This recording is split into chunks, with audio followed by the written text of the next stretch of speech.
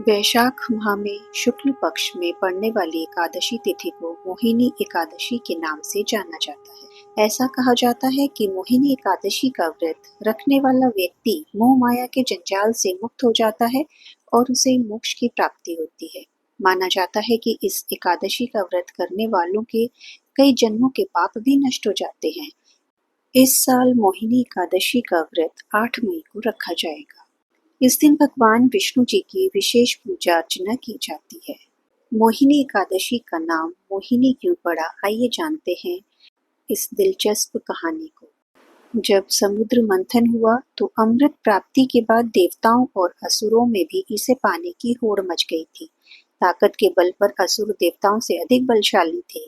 देवता चाहकर भी असुरों को हरा नहीं सकते थे।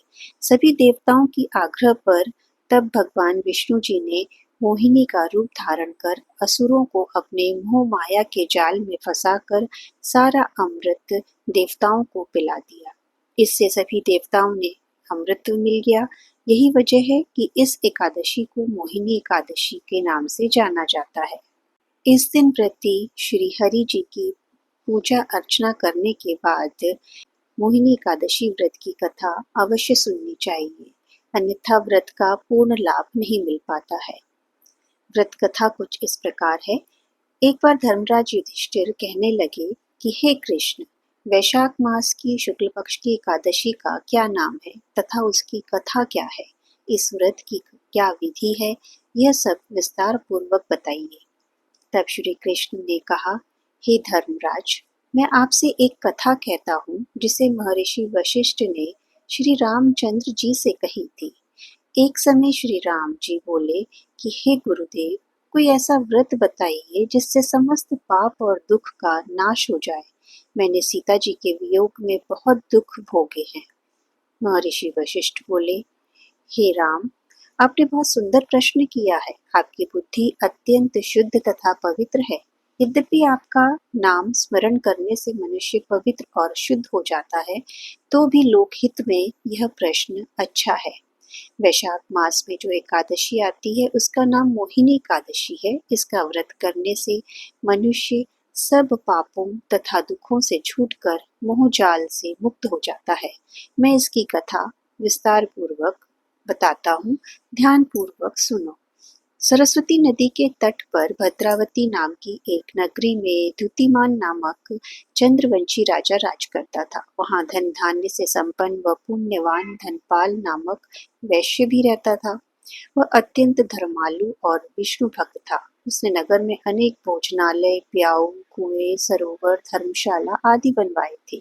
सड़कों पर आम, जामुन, नीम आदि के अनेक वृक्ष भी लगवाए थे।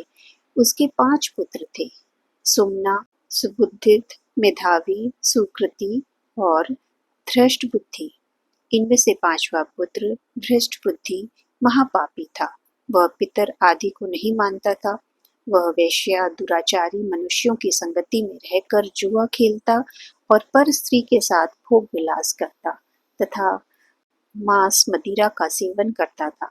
इसी प्रकार अनेक कुकर्मों में वह पिता के धन को नष्ट करता रहता था। इन्हीं कारणों से त्रस्त होकर पिता ने उसे घर से निकाल दिया। घर से बाहर निकलने के बाद वह अपने गहने कपड़े बेचकर अपना निर्वाह करने लगा।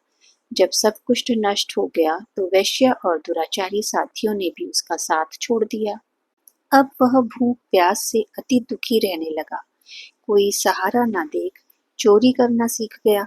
एक बार वह पकड़ा गया तो वैश्य का पुत्र जानकर चेतावनी देकर उसे छोड़ दिया गया, किंतु दूसरी बार फिर पकड़ में आ गया।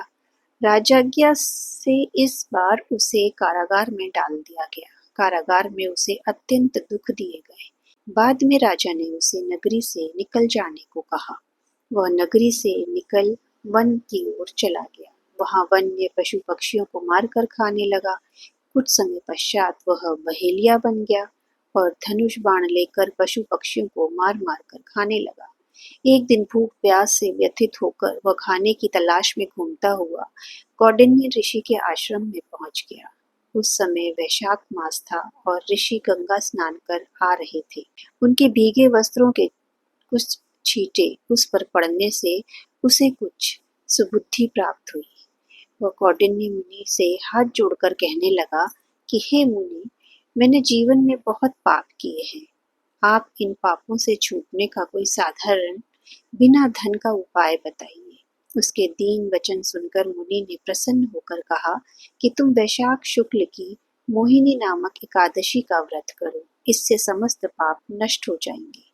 मुनि के वचन सुनकर वह अत्यंत प्रसन्न हुआ और उनके द्वारा बताई गई विधि के अनुसार व्रत किया।